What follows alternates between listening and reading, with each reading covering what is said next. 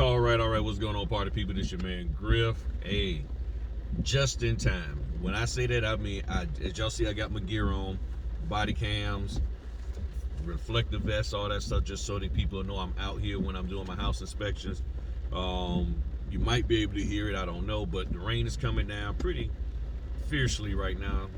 Maybe I think it ease up a little, but I just finished my second house inspection. Turn the wiper blades off, and as soon as I hopped in the car and hit submit, bam, the rain came pouring down. So it was 3 I was going to do today. I got 2 of them done. The third one I'll just do that tomorrow first thing, because I got a 10 a.m. house inspection, then a 2 o'clock closing to do. So I'll probably just go ahead on and knock out that first one in the morning, get that done, or maybe knock it out in between the interior house inspection and the closing that I got to do. But I just wanted to hop on real quick because I meant to do it before I left the house, but something was in my gut saying get the house inspections done real quick, the ones that's way out, because I'm way out here in Suffolk in the area called near Bennett's Creek or Shoulder Hill Road in Suffolk. And so it's like a 35-40 minute drive to get out here, and I'm glad that I did. So I said, let me pull over real quick and answer this question. So it was a question that came up on one of the videos I did. I did a video talking about answering a question about how fast can you go from part-time to full-time. In the comment section, one of the members asked, and it's a good question, one of the members asked a great question, one of the YouTube channel members, and if you want to join, hit the join button down there. It says join, hit that button. If you like the videos, also you can hit super thanks, give $1 or $2, and hit the subscribe button. If you're not subscribed, also hit the like button and the notification bell. I'm supposed to be saying all of that stuff when I do the YouTube videos, you know, and everything. I keep forgetting to say that, but I trust that y'all, if you like what I'm doing, you will respond accordingly. So I appreciate you and appreciate the comment. So here's a great comment from one of my subscribers, as well as a YouTube channel member. It says, also, would you say if you are starting to turn down jobs due to your W-2 job hours, should that be considered that it might be time to deduce or leave the W-2 job? Basically saying, if you're getting to the point where you're turning down jobs because you're getting so much work coming in and it's during the time that you're working your W-2, should you go ahead on and start thinking about leaving the W-2 and do the business full time? And the answer is yes. You should start considering it. You should start thinking about doing that. And going back to the other video where I talked about going from part-time to full-time, the first thing you have to do is set your budget. How much money do you need to have coming in? So you know, and with this here, base it on the net that you get from your job. Don't base it on the gross from your W-2, because you're not paying bills on the gross. With the gross, you're paying bills with the net. So if your net that you have after taxes and everything is $5,000, we'll just use an easy even number, $5,000. If that's what you have, now add in what you got for your business expenses to run the business. Are you bringing in enough to pay the $5,000 and the whatever you paying for your business expenses? And then you're going to have to add a little bit more on your business expense part, because now that you're full-time, you're going to have more toner, more paper, more of a little bit of your normal supplies. You're going to be driving a little bit more, all of that. So you're going to have to make sure you got gas and everything. So let's just say right now it's costing you $2,000. Let's just say $1,000. So $1,000 to actually run the business per month. So that's $6,000 you bringing in that you would need to bring in to cover your business expenses at where they're currently at, and then your household expenses. From there, sorry about that. From there, I would double what I need for business expenses. So now you're talking about $7,000. I would then add another $1,000 to say, okay, I want to have some kind of buffer for emergencies. So you're looking at $8,000. So now I'm looking at $8,000 a month that I need. How much work am I willing to do to get that? How close am I to that right now based on the work that's coming in?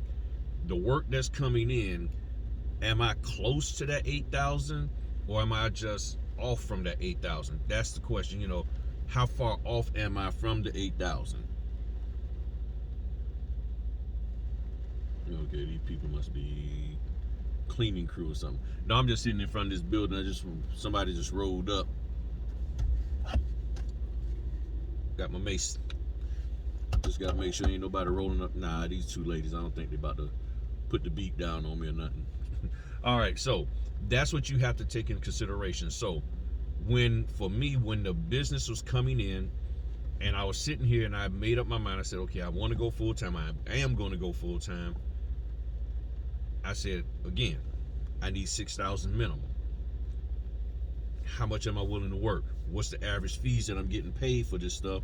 And once I deduced all of that, then I was like, okay, when am I going to work? When am I going to do it? And again, how much I gotta have money set aside, because knowing that it could take 30 to 90 days to get money, and back then it wasn't taking 90 days. So the question then becomes, how much money can I have set aside to cover me while I am waiting for the money that I'm waiting to get paid for to come in.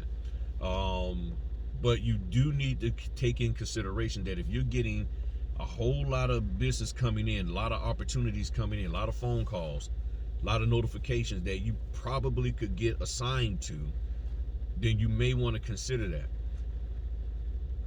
One way to test it out is maybe take a week or two off, and then when the work is coming in, because you say if the work is coming in like that, then take a week or two off and then hit reply, yes, I'm available, and see how much of that you actually get assigned. Now, the other side of it is you're getting all these notifications for work, but what in reality, how much of it will you get assigned? If you're getting 35 notifications a week, you probably want to get assigned at least 18 of them, 18 to 20 a week. And then the question is, can you handle doing that amount? So you're talking about, 4 weeks, 18 times 4, so that's 72. So you're pushing 72. So are you in a position where you can do 72 signings a month? Are you okay with doing that? Do you have the stamina and the mental focus to handle that? If you do, great. So that's 72 signings a month. Does it net you, or really, it's going to be gross. So does the gross that comes in gives you the money that you need to have the $5,000 for your expenses, and then another $3,000, the $2,000 for your business, and then a $1,000 buffer. Now if you got a spouse that's working, then you can probably drop that down some and just focus on, okay, let me just have enough to cover what I was bringing in and my business expense of, say, instead of 1,000, let's say 1,500, have a $1,500. So now I'm talking about $6,500 a month. But if it's you by yourself, you got to have a little bit higher. And I think the closer you can get to $8,000 on average, depending on your expenses and your lifestyle, should be good enough for you to be able to say, okay, I can go full time. But then the question is enough business coming in? Will this business that coming in, do I see that it will keep coming in the future? And then what am I willing to do? Am I willing to hang in there if the business is there but the fees drop like they have? So the fees have dropped. I've did right now, if nothing else changed, at the recording of this video on May 28th, I was doing my stuff last night. I think I've gotten about 74, 75 closings that I've done this month. No, 74 closings for a total $7,000 even. So that came out to about $94 per order. Are you good with that? Now I did make I made about maybe almost $800 with the house inspections. So that puts me at $7,800. Am I good with that? I mean, really, I have to be. I can't. It ain't like I can say, nah, I don't want that. Yeah, I'm good with that. My goal is 8,000, ideally 10, but if I'm pushing about close to 8 grand a month, that's good. Keep it in mind that that money might take 90 days to come, a portion of it, not all of it, a portion of maybe say 20% of it.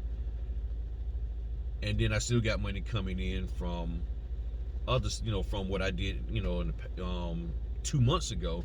So sort of a long-winded way to answer your question, but these are the factors. I can't just say yes, because you got a bunch of orders coming in. You should consider going full time. There's a lot that you got to take into account of, and I outlined that in the video that they made the comment on. Sorry about that. So yeah, and that's what I did. I looked at it. I was like, you know what? I think I could do this full time. And I did understand that the business can change and things can go slower and all of that. And I understood the other aspects of the business, for as wills, power of attorneys, doing probate and estate planning with lawyers and all of that. So as long as I'm willing to go out here and do the notarial side, everything that comes with being a notary, I should be okay. I'm, set up to do Ron, so when Ron orders come in, I can do those. I really do market myself with the Ron stuff with realtors, because they deal with a lot of people outside of, with the military in my area. So sometimes they need a notary to take care of something for them because they're overseas somewhere. I'm willing to be up at 2 o'clock in the morning with the military member to get the closing done, or whatever the document that needs to be notarized. Sometimes it's not even a closing, it's just they need a power of attorney done. And okay, cool, I'll take care of that for you.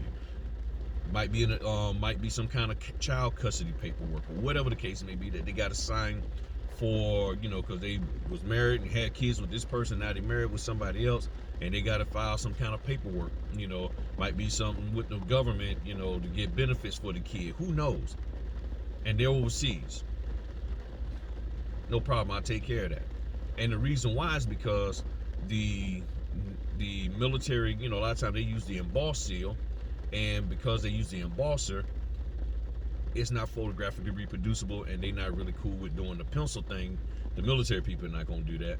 So the title companies, or whoever's receiving the documents over here in the US, they want a photographically reproducible stamp, and doing it electronically allows that.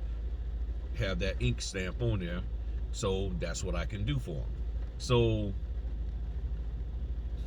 you can go, once you see that you get in this business, you just gotta be ready for the ups and downs for it. And you can't panic and get scared when you're going through and it's like, okay, I ain't got no notification. Because that first month that I went full time in December, I went in November, and that first month after that, I had like 80 closings, and then it just sort of dropped after that. But I didn't give up. The first month of this year, I think I barely had 50 something, and then I've had 3 months where it's been 70 or more.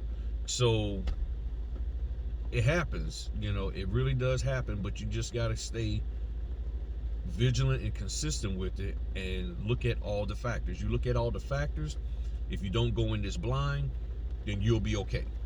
If you go in here thinking that, oh, okay, I'm getting 50, 60 notifications, a week, and then it drops down to 30, and you panic, you can't panic, because out of that 30, you still might get 20. And that's great. That's really great for you if you're getting that. So, that's it.